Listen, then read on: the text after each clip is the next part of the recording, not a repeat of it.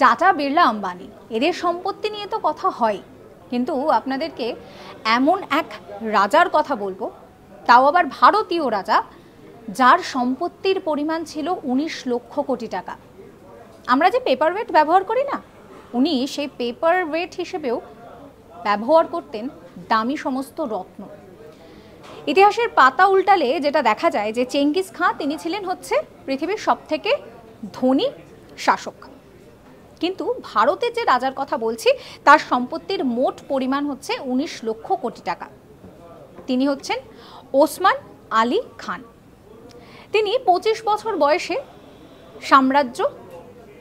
সাম্রাজ্যের যে দায়িত্ব সেই দায়িত্ব নিয়েছিলেন। 37 বছর তিনি রাজত্ব করেছিলেন এবং তারপর যেটা দেখা গেল যে তার কাছে প্রচুর প্রচুর পরিমাণে সম্পত্তি রয়েছে। তার নিজস্ব খনি ছিল যেখান থেকে সোনা, হিরে এই সমস্ত কিছু আসতো, এবং তার সম্পত্তির পরিমাণ শুনলে সকলেই অবাক হয়ে যান। 37 বছর ধরে তিনি রাজত্ব করেছেন, তার কাছে প্রচুর দামি দামি ধনরত্ন ছিল বলেও ইতিহাসবিদরা দাবি করছেন। এরকম সমস্ত কন্টেন্টের জন্য সাবস্ক্রাইব করতে ভুলবেন না আজ তাক বাংলার ইউটিউব চ্যানেলকে।